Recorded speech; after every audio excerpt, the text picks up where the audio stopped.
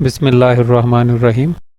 Today we are going to discuss polysaccharides, carbohydrates that are made up of many smaller units or complex हैं and the most abundant carbohydrates हैं with very high molecular weights. Usually tasteless होते हैं और brand इनका structure है. Monosaccharides जो हैं वो स्वीट इन टेस्ट होते हैं, डाइसेक्राइड्स भी स्वीट इन टेस्ट होते हैं, जबकि उन्हीं से मिलकर बने हुए पॉलीसेक्राइड्स जो हैं वो टेस्टलेस होते हैं. उसकी वजह यह है कि हमारे जो टेस्ट बर्ड हैं उनमें ये बड़ा मोलिकुलर वेट होने की वजह से फिट नहीं आते, जिस वजह से पॉलीसेक्राइड का हमें कोई भी टेस्ट नहीं मिलता या हमें लगता नहीं कि इनका कोई भी टेस्ट है. और जब ग्रेजुअली ये हाइड्रोलाइज हो जाएं और हाइड्रोलाइज होकर डाइसेक्राइड या मोनोसेक्राइड में कन्वर्ट हो जाएं तो फिर हमें ये जो है वो स्वीट इन टेस्ट लगना शुरू हो जाते हैं. कुछ तो हैं insoluble in water but some are sparingly soluble in water, के थोड़े हल होते हैं. They are not readily soluble as monosaccharides और ओलिगोसेक्राइड्स हैं. तो लार्जर मॉलिक्यूलर वेट होने की वजह से इनके लिए डिफ़िकल्ट हो जाती है सॉल्युबिलिटी वाटर में भी.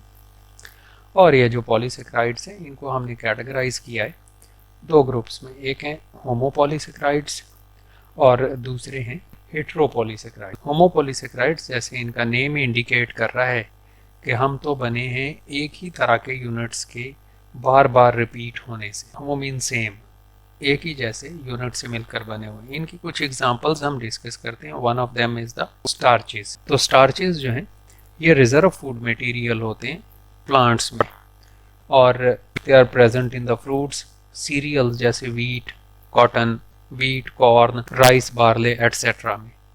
Sometimes they are also present in the form of root and stem tubers. Stem tubers जैसे पोटैटो में और root tubers जैसे स्वीट पोटैटो, शकरकंदियाँ में ये प्रेजेंट होते हैं.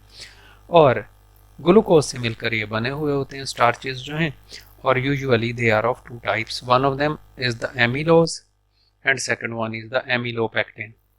एमिलोज और एमिलोपेक्टिन दोनों ही एक स्टार्च के सैंपल में प्रेजेंट हो सकते हैं. जैसे एमिलोज जो है 15 to 20% होता है स्टार्च में और 80 to 85% एमिलोपेक्टिन होता है. ये जो एमिलोज है ये ग्लूकोज यूनिट्स जो हैं अल्फा 1,4 ग्लाइकोसिडिक बॉन्ड के ज़रिए से जो एक दूसरे के साथ लिंक्ड होते हैं. तो एक स्ट्रेट चेन की सूरत में एमिलोज जो है वो फॉर्म होता है कि हर ग्लूकोज का पहला कार्बन जो है वो अगले ग्लूकोज के फोर्थ कार्बन के साथ ऑक्सीजन के थ्रू इसने ग्लाइकोसिडिक बॉन्ड बनाया हुआ होता है. तो 1,4 ग्लाइकोसिडिक बॉन्ड के जरिए से लिंक टुगेदर होते हैं एमिलोज जो हैं. और अनब्राइंड ग्लूकोज की चेन और यूजुअली ये वाटर सॉल्युबल हैं इन द हॉट वाटर. और जबकि जो है एमिलोपेक्टिन, एमिलोपेक्टिन में सेम लाइक दैट ऑफ एमिलोज तो अल्फा 1,4 ग्लाइकोसिडिक बॉन्ड प्रेजेंट ही है एक और दूसरे ग्लूकोज यूनिट के दरमियान में. तो एक ग्लूकोज की स्ट्रेट चेन तो है जो कि लिंक्ड हैं 1,4 ग्लाइकोसिडिक बॉन्ड के ज़रिए से, जबकि इसमें छोटी ब्रांचेस भी प्रेजेंट होती हैं. जहां पर जो ब्रांचेस हैं वो ओरिजिनेट होती हैं उस वक्त जब इनका 6th कार्बन जो है फर्स्ट कार्बन के साथ एक अल्फा 1,6 ग्लाइकोसिडिक बॉन्ड बना ले तो एक स्ट्रेट चेन जो है वो एक ब्रांच बन जाती है. तो ब्रांच चेन्स जो स्टार्चेस हैं दे आर नोन एज एमिलोपेक्टिन. तो ग्लूकोज की स्ट्रेट चेन जो है वो ब्रांच हो सकती है हर 24 से 30 ग्लूकोज यूनिट्स के बाद. जैसे हमने यहाँ रिप्रेजेंट किया कि 30 तक तो 1,4 ग्लाइकोसिडिक लिंकेज के ज़रिए से लिंक्ड हैं, जबकि 30th जो है वो हो सकता है 1,6 के ज़रिए से एक और ब्रांच के 1,6 ग्लाइकोसिडिक बॉन्ड के थ्रू एक ग्लूकोज की ब्रांच के साथ अटैच हो. तो रिपीटेड ब्रांचेस जो हैं वो प्रेजेंट होती हैं इस एमिलोपेक्टिन में. और स्टार्चेस की ब्रेकडाउन करें और उनके फ्रेगमेंट्स बन जाएं बड़े बड़े तो वो फ्रेगमेंट्स जो हैं after the breakdown of the starches they are called as the dextrins. तो स्टार्चेस जो हैं वो हमारे लिए सबसे ज़्यादा फूड मटेरियल के तौर पर एक्ट करते हैं, या हमारे फूड मटेरियल में सबसे ज़्यादा जो कंपोनेंट हैं वो होते हैं स्टार्चेस. होमोपॉलीसेक्राइड की एक और एग्जांपल जो है वो है ग्लाइकोजन. ग्लाइकोजन एनिमल स्टार्च भी इसे कहते हैं. उसकी वजह ये कि एनिमल में रिजर्व फूड मटेरियल के तौर पर प्रेजेंट होता है और usually it stores in the liver and muscles. और ये बिल्कुल एमिलोपेक्टिन जैसा है. एमिलोपेक्टिन तो अमीलेपेक्टिन में भी जैसे ग्लूकोज जो है वो एक तो लिंक्ड है विद द 1,4 ग्लाइकोसिडिक बॉन्ड, और ब्रांचेस जो हैं वो 1,6 ग्लाइकोसिडिक बॉन्ड के जरिए से लिंक टुगेदर होते हैं। तो ग्लाइकोजन जो है ये भी बिल्कुल सेम होता है, फर्क सिर्फ ये होता है कि इसमें ज़्यादा एक्सटेंसिव ब्रांचिंग होती है कि हर 10 to 20 यूनिट्स के बाद जो है वो ग्लूकोज की ब्रांच बनी हुई होती है 1,6 लिंकेज के थ्रू। हमारी बॉडी में ग्लूकोज जो है वो ग्रेजुअली कन्वर्ट होता रहता है। एक्सेसिव जो ग्लूकोज है जो रेस्पिरेशन में इस्तेमाल नहीं होता है एनिमल की बॉडी में, वो कन्वर्ट होता रहता है ग्लाइकोजन में, और फिर ये ग्लाइकोजन जो है ब्रेक डाउन होके तो वापस कन्वर्ट होता है ग्लूकोज में जब हमें रिक्वायरमेंट होती है, हमारी बॉडी को एनर्जी की नीड होती है, तब ये ग्लाइकोजन जो है वो कन्वर्ट बैक हो जाता है। एक और इम्पॉर्टेंट पॉलीसेक्राइड जो दुनिया में सबसे ज़्यादा पाया जाता है वो है सेल्यूलोज, और सेल्यूलोज भी होमो पॉलीसेक्राइड है। होमो पॉलीसेक्राइड इस वजह से कि ये ग्लूकोज से मिलकर बना हुआ है सिर्फ, और ग्लूकोज भी इसमें प्रेजेंट होता है बीटा ग्लूकोज, और लिंक टुगेदर होते हैं इसमें ग्लूकोज जो है वो 1,4 बीटा ग्लाइकोसिडिक बॉन्ड के जरिए से। और सेल्यूलोज इस वजह से दुनिया में सबसे ज़्यादा पाया जाने वाला कार्बोहाइड्रेट है कि ये हर प्लांट की सेल वॉल में प्रेजेंट होता है, ना सिर्फ प्लांट्स में बल्कि एल्गल सेल वॉल में भी प्रेजेंट है ये जो सेल्यूलोज है, और ओमाइकोट्स की सेल वॉल में भी प्रेजेंट होता है। ओमाइकोट्स जो फंगस लाइक प्रोटिस्टा है, और सेल्यूलोज जो है इनसॉल्यूबल इन वाटर है, इसी वजह से ये प्लांट सेल कंपोनेंट या सेल वॉल फॉर्मेशन कर पाता है कि वाटर में सॉल्यूबल ना होने की वजह से।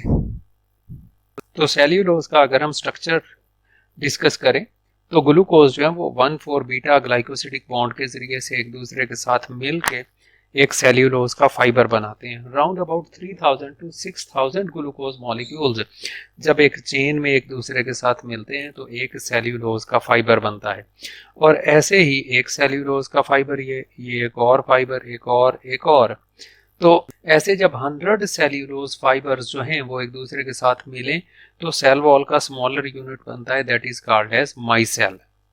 ये जो माइसेल हैं फिर एक दूसरे के साथ मिलते हैं और मिल के हमारे लिए माइसेलर सिस्टम बनाते हैं, या माइक्रोफिब्रिल्स बनाते हैं। ये जो माइक्रोफिब्रिल्स हैं जब 20 माइसेल्स वो एक दूसरे के साथ मिलें, एक सेल्यूलोज फाइबर था ये, और जब 100 सेल्यूलोज फाइबर मिलते हैं तो 100 सेल्यूलोज फाइबर मिलके एक माइसेल बनाते हैं। ऐसे ही जब 20 माइसेल एक दूसरे के साथ मिलते हैं तो एक माइक्रोफिब्रिल बनता है, और ये जो माइक्रोफिब्रिल होते हैं ये जब ऐसे 250 माइक्रोफिब्रिल्स हैं एक दूसरे के साथ मिले तो वो बनाते हैं मैक्रोफिब्रिल्स, और ये मैक्रोफिब्रिल्स फिर अरेंज होके प्लांट में क्रिस क्रॉस ऐसे अरेंज होके बनाते हैं उसकी प्राइमरी सेल वॉल। तो सेल वॉल फॉर्मेशन में सेल्यूलोज जो है वो इम्पोर्टेंट रोल प्ले करता है। वैसे सेल्यूलोज जो है that is present in all plants specially in cotton fibres. तो कॉटन फाइबर्स तो 99% जो हैं कंपोज होते हैं सेल्यूलोज से।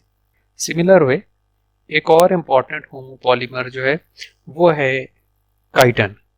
काइटन जो कि आउटर स्केलेटन के तौर पर प्रेजेंट है इंसेक्ट्स में, क्रैब्स में, और फंगल सेल वॉल का इंपॉर्टेंट कंपोनेंट है। ये भी होमोपॉलीमर है इस वजह से भी कि ये भी एक ग्लूकोज के डेरिवेटिव से मिलकर बना हुआ होता है, और ग्लूकोज का जो डेरिवेटिव है that is called as N acetyl glucosamine उसे हम कहते हैं, और बीटा ग्लूकोज जो है उसका ये डेरिवेटिव है।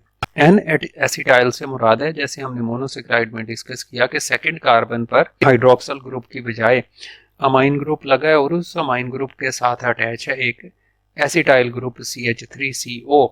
इसी वजह से इस ग्लूकोज के डेरिवेटिव को हम कहते हैं एन एसिटाइल ग्लूकोसामीन। तो एन एसिटाइल ग्लूकोसामीन एक यूनिट, एक और यूनिट, एक और यूनिट, इसी तरह से काफ़ी सारे यूनिट्स हैं वो जब बीटा 1,4 ग्लाइकोसिडिक बॉन्ड के जरिए से लिंक टुगेदर होते हैं तो ये फाइबर्स बनाते हैं काइटन के, जो फिर एक्सोस्केलेटन के तौर पर या फंगल सेल वॉल में फॉर्मेशन में रोल प्ले करता है। तो ये हमने 4 डिफरेंट काइंड्स के डिस्कस किए पॉलीसेक्राइड्स जो हैं, they are called as the homopolysaccharides. Next हम डिस्कस करेंगे इंशाल्लाह हेट्रोपॉलीसेक्राइड्स, के ऐसे पॉलीसेक्राइड्स जो डिफरेंट यूनिट से मिलकर बने हुए होते हैं।